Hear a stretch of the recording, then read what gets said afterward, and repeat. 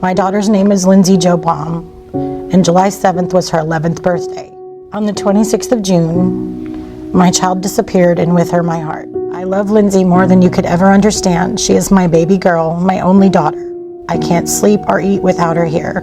Every waking moment of my life without her is agony. I really don't care who you are. I just want my Lindsey back safely.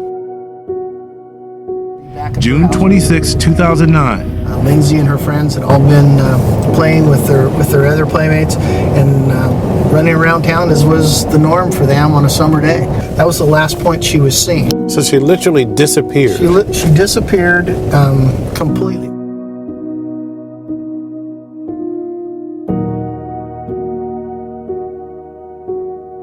Lindsey was walking home from a friend's house a little before 10 p.m. The furthest we have her is about 3/4 of the way down Maple Street, and she vanished. This is a small town. You know, these things don't happen in these small towns, and yet here they are.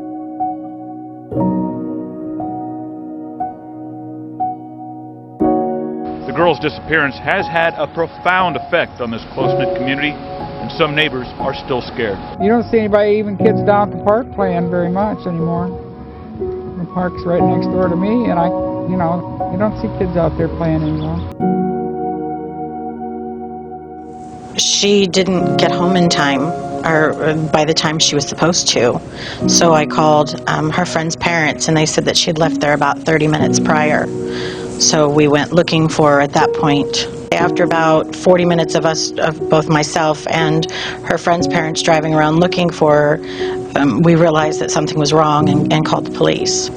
And how far of a walk are we talking about? It should have taken her how long to get from her friend's home back to your home? 10 minutes at the most. It's only about 4 to 5 blocks, and it's a straight shot.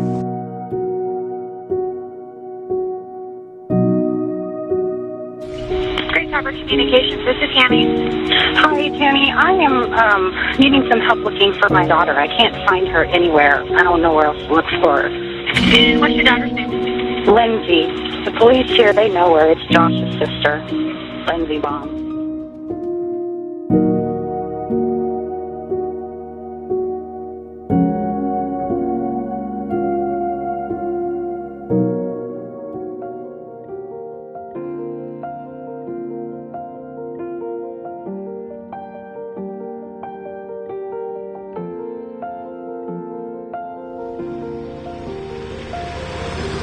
It's hard to come back here.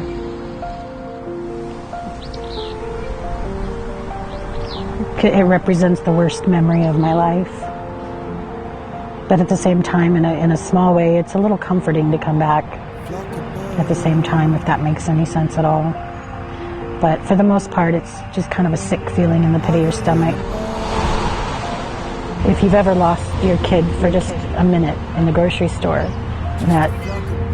that feeling where you can't breathe, that's an everyday thing for parents like me. It's a feeling that doesn't go away with time. It doesn't get easier.